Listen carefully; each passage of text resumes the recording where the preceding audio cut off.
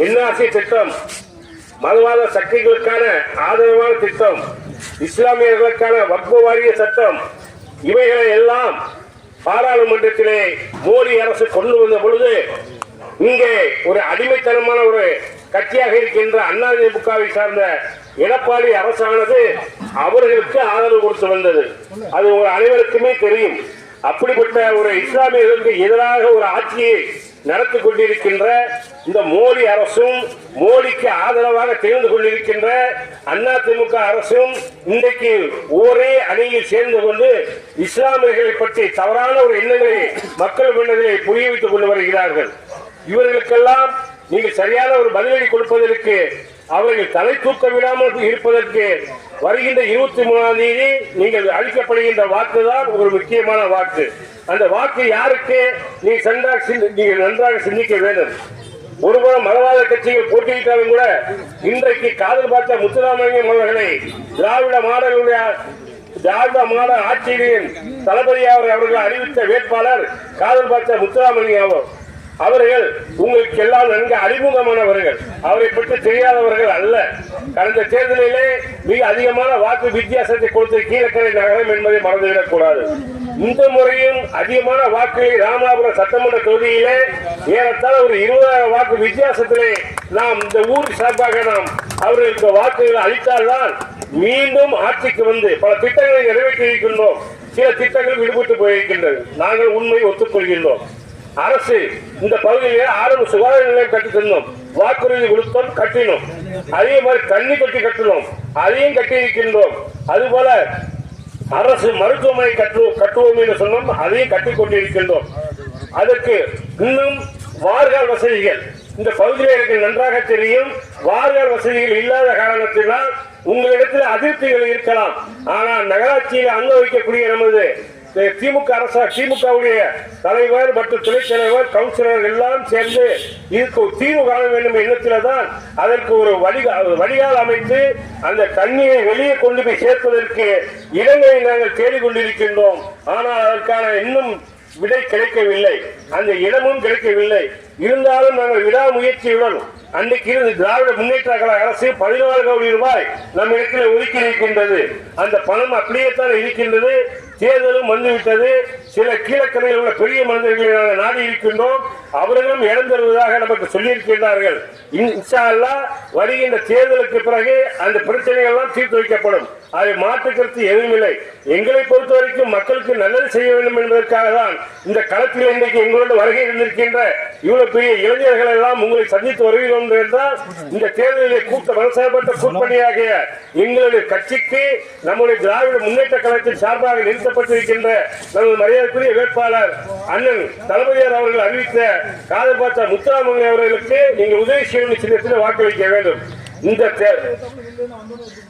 இந்த பகுதியிலே நாம் அதிகமான வாக்குகளை கடந்த காலத்தில் பெற்றிருக்கின்றோம்.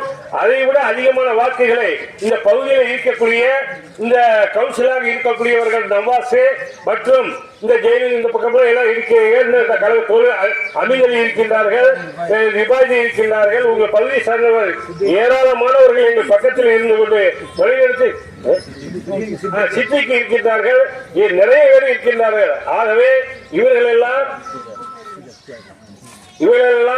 இன்னைக்கு சேர்மனாக இருக்கின்றவர்களும் துணை சேர்மன் அவர்களும் இப்திகார் ஹுசைன் அவர்களும் ஒன்றிணைந்து செயல்பட்டு இந்த ஊருக்கு பல நல்ல காரியங்களை செய்ய வேண்டும் என்று நான் உட்பட பல கோரிக்கைகளை மாவட்ட நகர்கழக செயலாளர் என்ற முறையிலே மாவட்ட செயலாளர்களை ஒவ்வொரு தினமும் நாங்கள் பேசிக் கொண்டிருக்கும் போதெல்லாம் அவர்கள் என்ன பண்ணலாம், கீழக்கரை மக்கள் போன தடவை எனக்கு 17 வாக்குகள் பெற்று இருந்தார்கள், அந்த மக்களுக்கு நான் இன்னும் நல்லதை செய்ய வேண்டும் என்றுதான் சொல்வார்களே தவிர அவர்கள் வந்த பிறகுதான் மீதி இருக்கின்ற குறைபாடுகளை கண்டிப்பாக நாங்கள் உங்களுக்கு நிறைவேற்றி தருவோம். அது எந்தவித மாற்று கருத்தும் இல்லை. ஆகவே இப்போது நடைபெறுகின்ற தேர்தல் மத சார்பற்ற கூட்டணியான திராவிட முன்னேற்ற கழகத்திலே அடங்கியிருக்கின்ற கூட்டணி கட்சிக்கு அடுத்தபுறம் உறுப்பினர் பார்த்தீங்கன்னா மதவாத கட்சியான பாரதிய ஜனதா எடப்பாடி போன்றவர்களுக்கு நாம் இந்த தேர்தலில் சரியான பதிலடி கொடுக்க வேண்டும் என்றால் தமிழ்நாட்டை விட்டு இன்னைக்கு ஏதேதோ பேசிக் கொண்டிருக்கின்றார்.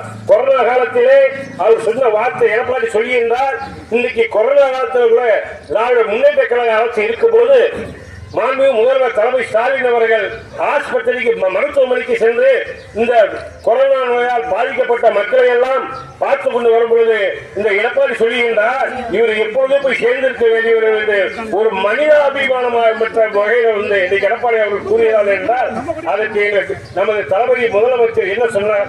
மரணம் என்பது எல்லோருக்குமே உண்டு. அந்த மரணம் இன்றையும் வரலாம், நாளையும் வரலாம். அதை பற்றி நான் கண்டு அங்கி ஓடுவதற்கில்லை. ஆனால் நாங்கள் விதைத்த விதை திராவிட மண்ணு, நாங்கள் வகுத்த பாதை, பெரியார் பாதை, நாங்கள் மக்களுக்கு செய்த பணிகள் அதை சொல்லிக்கொண்டே இருக்கும். அதுதான் திராவிட முன்னேற்ற கழக அரசின் சாதனை.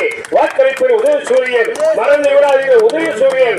எனது அன்பு தாய்மார்கள் சின்னம் உதயசூரியன், எனது அன்பு சகோதரர்கள் சின்னம் உதயசூரியன், எனது அன்பு இளைஞர்கள் சின்னம் உதயசூரியன். உதயசூரியன்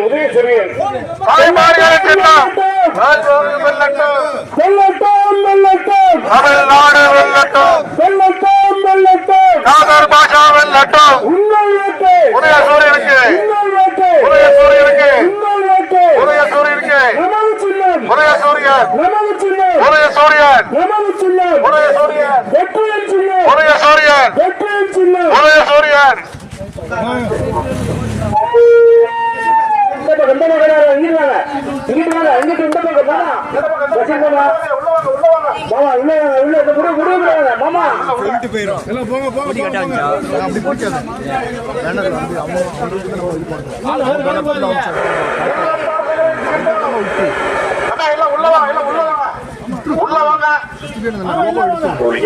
கல்வி முன்னேற்றம், உருவாக்கம், உதயசூரியன், மீனவர்களுக்கு பாதுகாப்பு.